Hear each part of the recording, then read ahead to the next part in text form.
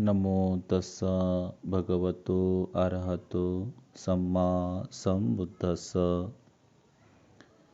नमो बुद्धाय। उपासक उपासिका सभी के प्रति मंगल मैत्री आशीर्वाद। आज हम सुनने वाले हैं धोतक मानवक के बारे में। दक्षिण से आए हुए आचार्य धोतक ने बहुत श्रद्धापूर्वक भगवान से कहा, हे श्रेष्ठ, मुझे कथा से यानी संशय से मुक्त कर दे। बुद्धि के स्तर पर कोई शंकाएं दूर करने का प्रयत्न भले करे, पर वास्तविक स्तर पर समस्त शंकाओं से तभी मुक्त होता है जबकि उसकी सारी शंकाएं मिट जाती है, जबकि उसके लिए धर्मों का प्रादुर्भाव हो जाता है, प्रकटीकरण हो जाता है। और धर्मों का प्रकटीकरण उसी के लिए होता है जो तपस्वी ध्यानी ब्राह्मण होता है। तो शंकाएं किसी अन्य के मिटाए नहीं मिटा करती, एक मिटेंगी तो दूसरी अपना सिर उठा लेगी। परंतु जब स्वयं अनुभूतियों द्वारा हेतु सहित धर्म को जान लेता है और उस हेतु के क्षय को भी जान लेता है, अर्थात जब कोई तपस्या करता हुआ दुख के कारण और उसके निवारण को स्वयं यथाभूत जान लेता है, तब उस विमुक्त अवस्था पर पहुंचे हुए योगी को किसी भी प्रकार की शंका नहीं रह जाती। बिना स्वयं विमुक्त अवस्था तक पहुंचे किसी दूसरे व्यक्ति द्वारा शंका मुक्त कैसे हो सकेगा? इसके लिए तो स्वयं तपना होगा। इसी को लक्ष्य करके शास्त्रा ने आचार्य धोतक को उत्तर दिया, हे धोतक, मैं संसार में किसी शंकालु व्यक्ति को शंका मुक्त करने का व्यर्थ कष्ट नहीं उठाता। तुम संपूर्ण धर्म को स्वयं जान जाओगे तो इस भवसागर की बाढ़ से तर जाओगे। तरना स्वयं को ही होता है, कोई दूसरा किसी को नहीं तारता। शास्त्रा मुक्तिदाता नहीं होते, शास्त्रा तो मार्गदाता होते हैं। शास्त्रा तो मुक्ति का मार्ग खोजते हैं, उस पर स्वयं चलकर मुक्त होते हैं और उस मार्ग को भली भांति जान लेने के कारण औरों को आख्यात करते हैं। उनके द्वारा बताए मार्ग पर स्वयं चले तभी कोई साधक मुक्त हो सकता है। अनुत्पन्न मार्ग के उत्पादक होते हैं शास्त्रा, और शास्त्रा अज्ञान मार्ग के ज्ञाता होते हैं, और शास्त्रा अनाख्यात मार्ग के आख्याता होते हैं। इसलिए उन्हें मग्गयु कहते हैं, मग्गो विदु कहते हैं, मग्गो कोयदो कहते हैं। पीछे से आए हुए इस समय के श्रावक उनके बताए मार्ग के अनुगामी हो विहार करते। लोग उनके बताए मार्ग पर चलते थे। उनके जीवन काल में भी, उनके जीवन के पश्चात भी वे अपने शिष्यों को सदा इसी के लिए प्रोत्साहित करते रहे। यथा यंग मग्गो अयंग पटिपदा, यह मार्ग है, यह प्रतिपदा है।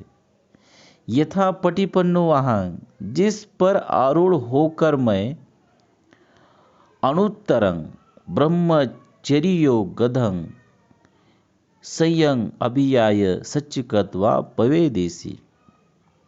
स्वयं अनुपम ब्रह्मचरण द्वारा अभिज्ञान का साक्षात्कार कर प्रवचन करता हूँ। आओ तुम भी उसी प्रकार मार्गारूढ़ हो जाओ। उस तरह मार्ग पर प्रतिपन्न होकर तुम भी मुक्त हो जाओ। अनुपम ब्रह्मचरण द्वारा अभिज्ञान का स्वयं साक्षात्कार कर सकोगे। बोधि वृक्ष तले सम्यक संबोधि प्राप्त करके पश्चात जब कल्याणकारक शास्त्र ने पहले पहल धर्म शिक्षक की भूमिका अदा करनी आरंभ की, तब ऋषिपतन मृगदाय में धर्मचक्र प्रवर्तन किया और अपने प्रथम 5 शिष्यों को इसी मुक्तिदायिनी प्रतिपदा की देशना दी। इस पर आरूढ़ होकर सप्ताह के भीतर भीतर उन 5 ने परम विमुक्त अरहंत अवस्था प्राप्त कर ली। मुक्त वही हुआ जो इस रास्ते पर चला, बिना स्वयं चले। जिसने केवल बुद्धि विलास किया वह कोरा ही रह गया। उस मार्ग पर चलने का फल कैसे प्राप्त होता? श्रावस्ती से राजगृह तक के मार्ग की पूरी व्याख्या सुनकर भी जो उस पर नहीं चला वह राजगृह नहीं पहुंच सका। इसी प्रकार भगवान के उपदेश सुनकर भी जो उनके बताए मार्ग पर नहीं चला वह मुक्त अवस्था तक नहीं पहुंच सका। शास्त्र ने किसी को मुक्ति प्रदान कर देने का झूठा वायदा नहीं किया। उन्होंने तो स्वयं कहा और बार बार कहा, हे ब्राह्मण, तथागत तो मार्ग आख्यात करने वाले होते हैं और मार्ग भी ऐसा उत्तम मार्गों में श्रेष्ठ आर्य अष्टांगिक मार्ग है। ये से वो मग्गो नत्थ सयो दसनस विशुद्धिया।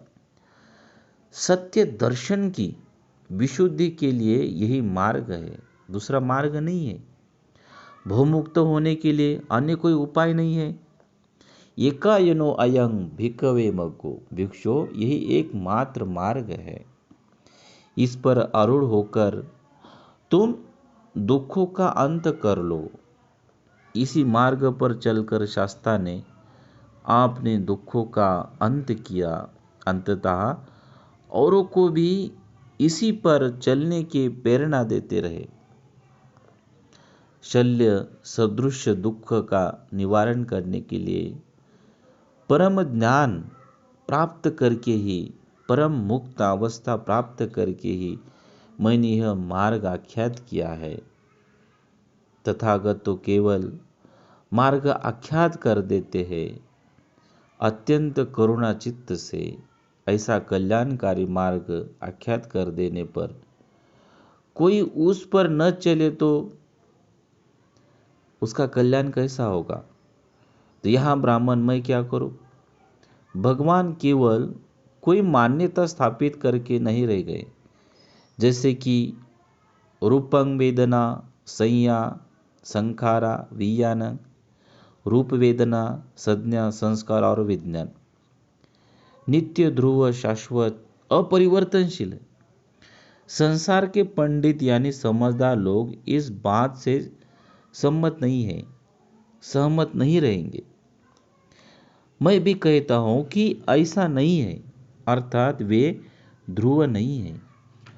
परंतु यह तथ्य केवल कहने सुनने के लिए नहीं था, अन्यथा तो यह भी एक दार्शनिक मान्यता बनकर रह जाती। तो भगवान ने उसका अनुभव करना सिखाया, अंततः विश्लेषण करके समझाया।